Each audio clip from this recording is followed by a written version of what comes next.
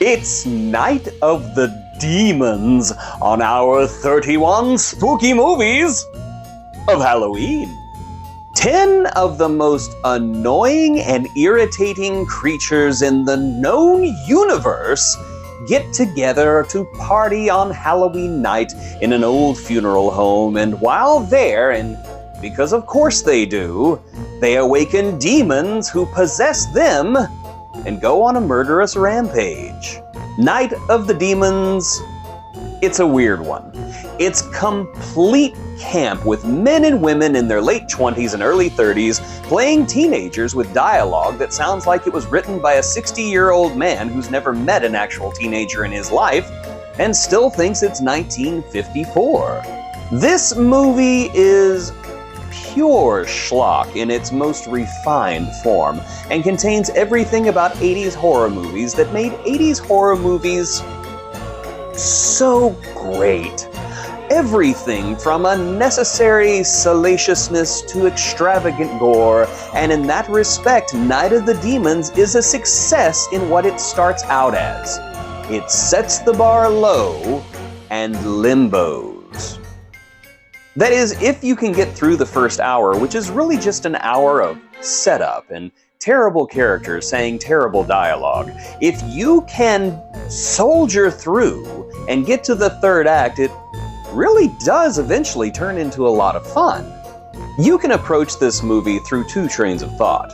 Either it's a horror movie or it's a party movie. Now, personally, I prefer to think of it as a party movie, and it's a party movie with a cast, well, almost too big for it to handle. When this cast loses the terrible music they were dancing to, they decide to hold a seance, which is where the demons come into the picture, through an unexpectedly great and effective practical puppet. I'm not gonna lie, this thing looked sick.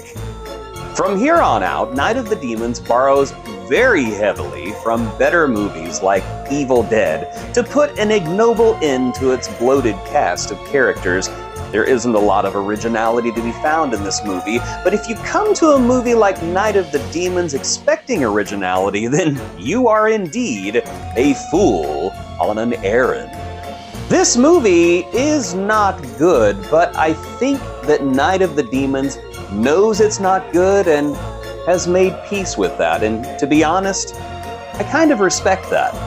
It doesn't pretend to be doing anything greater than what it does. It just tells its simple and derivative story without any complicated twists or turns and no unnecessary character moments once the story gets going.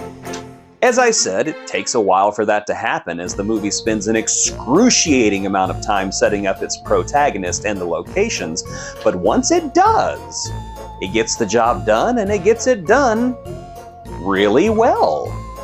The makeup and gore effects are cheap but effective and screams 80s horror. Honestly, I think that's what I enjoy most about Night of the Demons.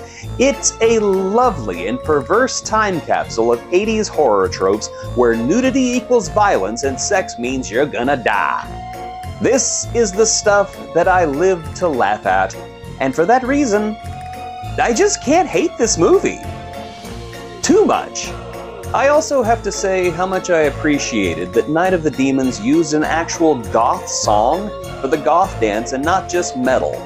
It was a nice touch, it was not lost on me. And so, if you like a little ultra-violence and a whole lot of gore, perhaps you should give Night of the Demons a look and make it one of your 31 spooky movies of Halloween.